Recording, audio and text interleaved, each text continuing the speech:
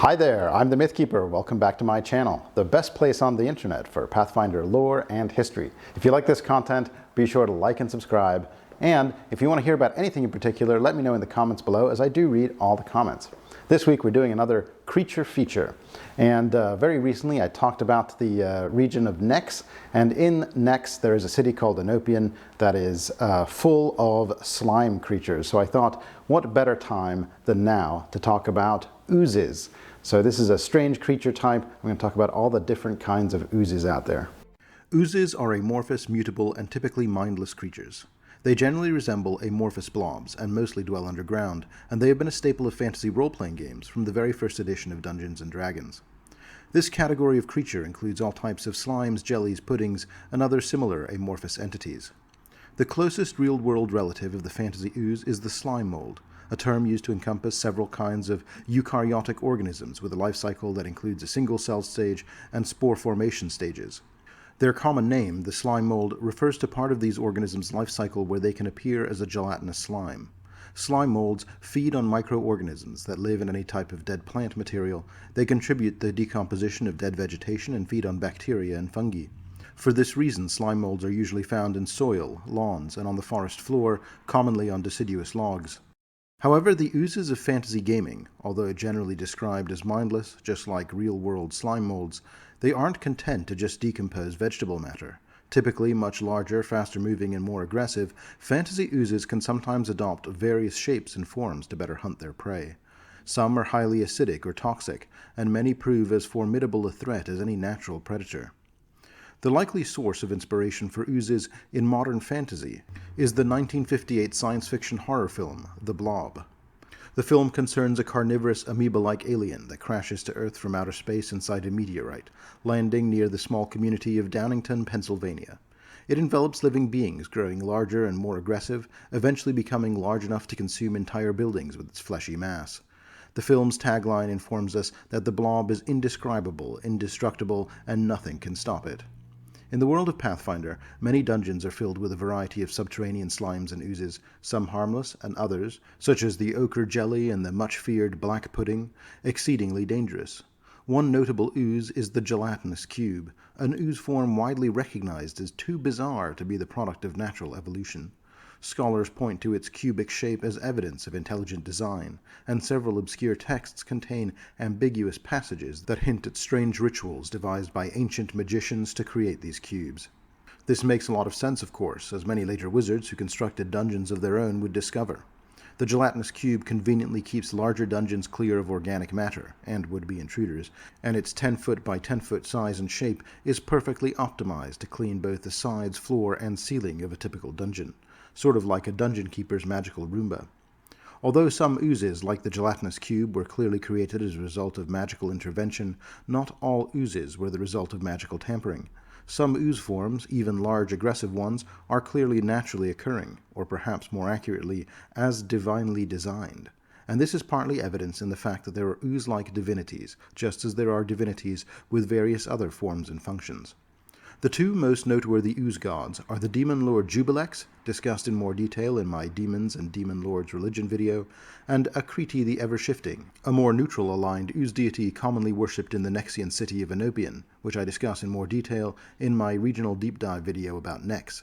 Although some have credited Jubilex with the creation of the first ooze creatures, Akriti's doctrine suggests instead that all life began in protoplasmic state, and views ooze forms as a crucial starting point for evolution to occur.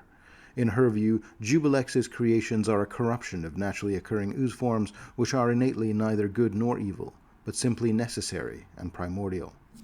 Regardless of whether oozes are naturally occurring, predatory demonic corruptions, or the intentionally fabricated creations of ancient wizards, there's no denying that in the world of Pathfinder, oozes can take on a bewildering array of forms and types. Here's a quick look at some of the most common ooze forms. Types of oozes. Black puddings are the scavengers of the underworld, constantly on the lookout for a meal. They can sense organic or metallic objects within about 60 feet, and will then mindlessly attack such items or beings until they are dissolved, or the ooze itself is killed. A black pudding reproduces by breaking off a piece of its body and forming a new, smaller pudding, which grows to full size in about a month's time, presuming it gets sufficient nutrition. Some of the more intelligent creatures of the Darklands use black puddings as natural garbage disposals, creating stone pits to house the pudding and throwing organic refuse or enemies in as needed. Larger specimens of black puddings have been encountered in the deepest parts of the world, with gargantuan individuals filling vast caverns in the Orvian depths. Puddings of other colors are also rumored to exist, with white ones living in the Arctic, brown ones living in swamps, and tan ones living in deserts. One common subtype is the fire pudding. This ooze lacks the acidic and corrosive properties of the standard black pudding, and instead is a perpetually ignited ooze that burns the creature as it consumes it. A blood ooze swells like a bubble about to burst, an oozing thing that looks like it's made entirely from blood. Its slick crimson skin is marred only by spots that look like clots formed on the surface. Created from the foulest of alchemical rituals, the blood ooze seeks only one thing: to increase its mass by consuming blood from the living. The blood ooze hides within the bodies of its victims, only bursting out to attack when another meal draws near, leaving the body a husk of its former self. The process by which such an ooze is created involves draining the blood of at least 4 creatures, then feeding all of the collected blood to a 5th creature, along with deadly reagents designed to prevent the blood from coagulating. During this time, the host slowly dies, while the blood ooze takes form, emerging about 2 to 6 hours later. Blood oozes have no loyalty towards those who created them, but some creators have noted that newly formed blood oozes seem to avoid harming other members of the host creature's family. Carnivorous blobs are the ravenous spawn of shattered worlds from beyond the stars, born across the galaxy in inert form until they fall like meteorites onto unsuspecting worlds. These massive beings can lie dormant for years in desolate caverns or barren wastelands. When a carnivorous blob perceives living creatures nearby, it lurches to gelatinous life, seeking out and consuming every creature it can catch until it is destroyed, or until it has been unable to locate food for 24 hours, at which point it returns to hibernation. Often keeping food away from a carnivorous blob is the safest way to defeat it. Left unchecked, carnivorous blobs quickly grow out of control, sometimes engulfing entire villages and cities. Carnivorous crystals are strange ooze creatures native to the plane of Earth. Unlike most oozes, their bodies are not homogeneously fluid. Rather, interspersed within their glassy, viscous resin are thousands of sharp mineral formations that nevertheless possess some of the same flexibility and mobility as the rest of the creature's gooey body. A carnivorous crystal can sense nearby motion through vibration and air movement, and because of its unique form, it makes slashing attacks with its razor-sharp crystals. Once piercing an enemy's flesh, it begins to enter the fleshy organism in its more oozing form. Carnivorous crystals reproduce by infecting their victims with magical enzymes. These cause living flesh to rapidly petrify and transform the creature into a mobile crystal. At the end of the process, the crystallized victim shatters, and a newly born carnivorous crystal emerges from its cocoon. Chromatic oozes result from a surprising common alchemical mishap that occurs when one attempts to combine as many types of elements as possible into a single alchemical substance. Although the sources of these alchemical concatenations are as varied as the alchemists who attempt to distill them, one of the most common methods for creating them involves combining the essences of multiple types of chromatic dragons together, using eldritch alchemical processes. When this type of experimentation goes dangerously wrong, as it often does, the result is a combination of terrible elemental power with the mindless destructive power of an ooze. A chromatic ooze is a rippling, seething substance that shifts through several colors at once, but chemical reactions within the ooze can lock its energy and its color into a specific phase for a short time. Regardless of whether a chromatic ooze's destructive urges derive from the frustrated ingenuity of an alchemist creator or from the hunger of the chromatic dragons that so often constitute these oozes' forms, the best way to deal with such an ooze is more often than not just to stay out of the way. Crawling slurries are almost always a byproduct of toxic waste or alchemical runoff into areas with high concentration of acid, magic, or both.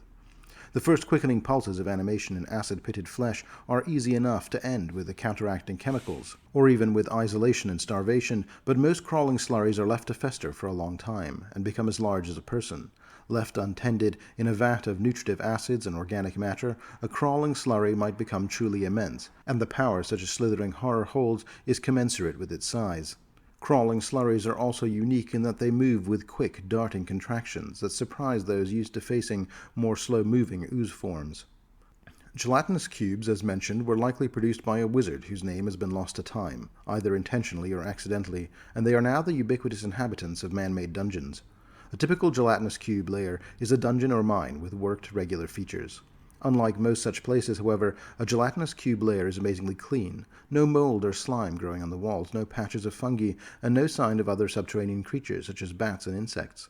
Even small amounts of rubble and dirt, commonly scattered throughout most dungeons, are missing. Careful investigation, however, might reveal signs of dried slime trails on the floors and walls, but these faint glistening patches might be mistaken for trace amounts of crystal in the walls themselves. Rooms within such a dungeon are completely empty, with no sign of decaying furnishings or even dust, unless a stout metal or stone door bars entry.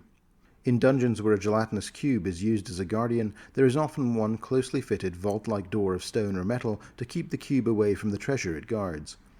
One disused room may contain a small mound of shining metal and polished stone objects comprised of indigestible items ejected by the cube, but there is just as likely to be a number of such tiny piles scattered randomly throughout the dungeon as well. Despite these many clues, gelatinous cubes frequently sneak up on adventurers because they are completely transparent and therefore not always noticed until it's too late. The gelatinous cube, as a product of magical experimentation, can be found in several distinct sub-varieties as well. An ebony cube, for example, is a gelatinous cube infused with a deadly black pudding. These inky slimes lose their transparency, but gain a more potent acid capable of dissolving even metal. Electric jellies are a rare variant capable of producing powerful electric shocks. Thankfully, they have a purplish sheen that makes them easier to detect than the more common transparent variety. Frost cubes contain floating pockets of symbiotic brown mold. Besides consuming organic materials, frost cubes feed on warmth and radiate cold. Stun jellies are the most commonly encountered variety.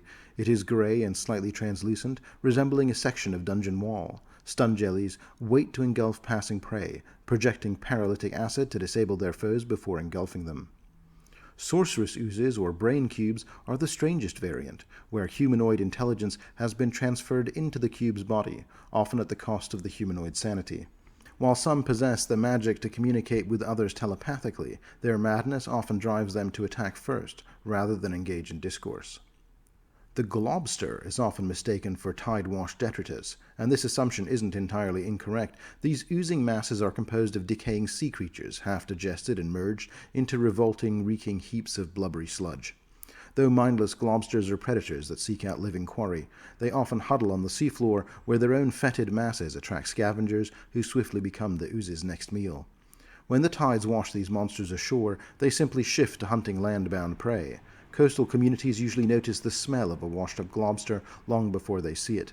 Those sent to investigate often mistake the globster for the carcass of a beached whale before getting too close and discovering the presumed corpse is very much alive and hungry. Some sages believe globsters to be undead, undulating wads of rotting flesh driven to feed. But though mindless, they are very much alive. They are attracted to waterside refuse dumps and floating garbage scows, and dimly aware enough to congregate where food is plentiful. Globsters consume living creatures, but digest only a portion of them. The undigested dross accumulates within the globster as it becomes more and more bloated. They carry this fetid mass within their squelching bodies until instinct or injury provokes them to vomit forth a new globster to help devour everything nearby. Grey goo can be found in Numeria, an advanced technological ooze form that came to Galarian with the crashed spaceship Divinity. Grey goo is comprised of a swarm of weaponized nanites, microscopic mechanical constructs designed to work in large groups to perform varied tasks. But in its rogue, uncontrollable form, it simply reduces anything in its path to wisps of dust. Called grey goo by those who don't understand the true nature of the creature's components, some of these horrific swarms were activated as weapons of mass destruction. Others were originally benign, intended to enhance crops and clean them of pests or combat diseases, but malfunctioned and abandoned their original programming. Nanites have limited intelligence, but may potentially respond to reprogramming commands, much like other robotic creatures. See my Constructs Creature feature for more details on robots. Such controlled swarms are capable of relatively complex decision-making, and they might spare the treasure their victims carry, for instance, allowing their masters to better loot the bodies. Rumors of virulent clouds of grey goo spread every few years, but the most recent tales speak of self-replicating swarms that use its victims as incubators, from which further swarms are born. A harrowing prospect if true. Gunpowder oozes are such bizarre ooze forms that they can only be encountered in Alkenstar and the Mana Wastes, where the bizarre combination of the Mana Wastes' volatile magic and the Alkenstari propensity for firearms innovation has given rise to this strange creature. Essentially explosive gunpowder given life. By necessity, crafters of explosives and firearms are a careful lot, but even the best safety habits can be thwarted by greed, distraction, or carelessness. The release of toxic byproducts from gunsmithing would be an environmental problem anywhere, but when volatile runoff seeps into the mana wastes, it can interact with wild magic, causing a living, explosive nightmare. A Gunpowder Ooze is a pockmarked charcoal grey mass that slithers across the blighted verge between Alkenstar and the mana wastes, with the sound of sizzles and sudden pops. It pursues and consumes any sort of organic matter, firing bullet-like projectiles to bring down prey. The ooze instinctively avoids fire, so travelers forced to camp in known Gunpowder Ooze territory often light bonfires despite the danger of advertising their presence to the mana waste's other residents. Suggestions that the local populations of oozes be weaponized, periodically put forward by unwise Alkenstari and mana waste tacticians, are uniformly shot down by cooler heads. Those who attempt to proceed anyway usually meet explosive ends. The Id Ooze is proof that not all oozes are mindless predators, capable of little more than ambushing and consuming prey. It is a thinking, calculating creature, with the capacity to carry out complex plots and plans, not always to secure a meal. Left to its own devices, an Id Ooze is just as content to spend decades or even centuries in introspective philosophical pursuits as it crawls through underground rivers and moist caverns. An Id Ooze derives sustenance from the consumption of organic material, but without easy access to plants or animals to eat, they can subsist in a state of semi-hibernation for centuries while slowly absorbing residual psychic energies in locations that have been host to powerful emotions, such as long-standing temples that once hosted generations of worshippers, settlements that endured horrific wars or devastating disasters, or even just the home of a powerful occult spellcaster whose thoughts left marks upon the walls long after they moved on. An Id Ooze prefers water, but is equally at home on land. This slimy creature appears like most other ooze forms until it attacks, forms pseudopods that strike like angry snakes, or even on occasion forms limbs or heads. An Immortal Ichor is another intelligent ooze form, an intelligent mass of bile, blood, and other fluid drawn from the corpse of a dead deity. The cultists who perform the rituals to create Immortal Ichor typically seal up the sentient ooze in an underground or remote chamber that blocks its magical abilities, but such is the power of this creature that over time these seals will often break or weaken, freeing the unholy monster. An Immortal Ichor retains many of the deity's memories and can possess a body to attempt to regain its divine powers. It can also dominate the wills of lesser creatures to serve its bidding. Some renowned examples of this kind of dreaded ooze include the Immortal Ichor housed in an archive in Stoneholm, a village in the vault of the Onyx Citadel demiplane. A dead demon lord, formed of purple Immortal Ichor of liquefied Nahindrian crystals, inhabits the pool of molten souls inside the Soul Forge of Iz, the former capital of Old Sarkoris that was located at the center of the World Wound. Immortal Ichors have also been encountered in the dread city and demiplane of Carcosa, the home of the King in Yellow, an entity I discuss in more detail in my Dark Tapestry video. Living sap occurs in rare cases among the tall Sharinga trees of the Mwangi Expanse, where its golden sap leaks from their swollen, bulbous trunks and coagulates when exposed to air. The toxic resin, which has a bitter taste, protects the tree from herbivorous insects and other animals. However, in areas awash in positive energy, or the influence of the First World, the sap gains a life of its own. Such living sap is a mindless ooze that attempts to smother and engulf just about anything that moves, from the bugs and small beasts that feed on its Sharinga tree to larger creatures unlucky enough to stumble upon it. Due to its immunities to most forms of physical damage, and its protectiveness of the mother tree, a living ooze is a nuisance to communities that rely on the sap of the Sharinga to make resin, rubber, and glue. Jungle-dwelling alchemists such as Greeplees cherish the sap of the Sharinga tree for its unique adhesive properties. The sap has been used for centuries to create tanglefoot bags, glue, and hard resin. Residue collected from a living sap is even more fascinating from an alchemical standpoint. Though harvesting a living sap is very dangerous, some alchemists will risk death, if not their own then that of hearty adventurers for hire, in order to procure these easily worked ingredients. To increase the odds of a successful harvest, such employers are often willing to supply offensive aids such as lesser frost vials. Living sap hunters learned long ago that cold energy is effective against these creatures, and luckily doesn't harm the harvestable reagents. Mind Moppets are the result of a laboratory experiment that sought to harness telepathic energy within a liquid alchemical concoction. Mind Moppets feed on the latent telepathic energy of creatures. Even those with no apparent gift, but with an active mind, can sustain a Mind Moppet for days. Such feeding is not invasive, and Mind Moppets continually graze even while inactive. Mind Moppets are willing servants to anyone who concerns themselves with strenuous mental exercise. Their creator is usually an obvious first choice, and they serve them dutifully. However, these creatures have only an academic understanding of good and evil. They see service to their master's science as the ultimate standard by which they judge the actions of others. This can lead to conflict between them and their creator, especially if the master appears lax in their efforts to further their studies. To a Mind Moppet, continuous learning is imperative. Mind Moppets appear to have some ability to see a short distance into the future, though this might only be that their innate interest for thought and cognition gives them a knack for anticipating the actions of others. Ochre jellies are animate masses of protoplasm, hued a sickly combination of yellow, orange, and brown.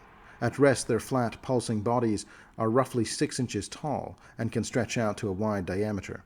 In motion, they often ball up into quivering spherical shapes and almost seem to roll as they move.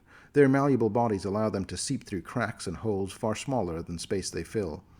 Creatures dwelling below ground often attempt to seal up any such cracks to fortify their layers against ochre jellies. An ochre jelly's highly specialized acid only dissolves flesh. This discovery has led many poisoners and hack alchemists to search out specimens for their tinkering. Some specialized weapons have resulted from these experiments that target the living body in wicked ways.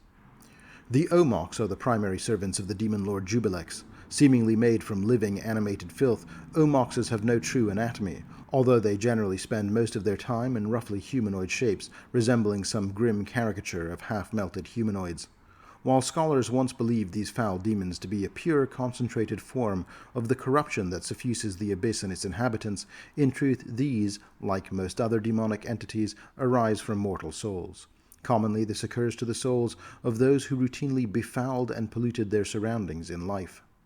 Like most oozes, Rime Sludges consist primarily of protoplasm, though theirs has slushy consistency peppered with disgusting nuggets of indigestible matter such as petrified wood, jagged arrowheads, and animal fossils.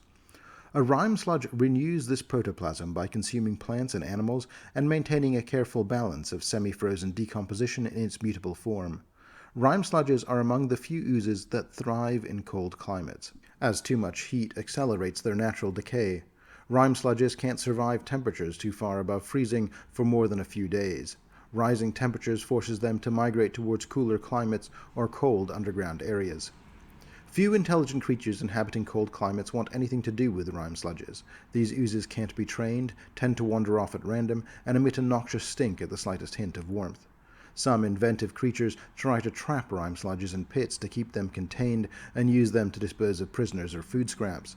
Because of the ooze's overpowering stench, however, these pits tend to be quite deep when they're constructed. A slime mold, named like our real-world creatures, appears as a mound of earth and detritus covered in a thick layer of fungus that exudes a faint stink of decay. The fungus actually shares a symbiotic relationship with the slime mold, serving as an external digestive system while gaining access to the nutrients it needs. The ooze remains perfectly still until living prey passes within reach, and then it lashes out with disgusting pseudopods. This is not an acidic creature like many other oozes. Rather, with a touch, a slime mold can infect its prey with a foul contagion, known as slime rot, a horrific disease that painfully breaks down a victim's flesh. At first, the disease manifests as painful rashes and agonizing joints. In later stages, though, the flesh of the creature actually begins to liquefy and run in rivulets as the creature's spores continue to work. Death, when it occurs, swiftly causes the resulting body to split open and release a brand new slime mold. Tar oozes occur when creatures carrying magical items die in a tar pit, and the magic they bring with them merges with the tar itself.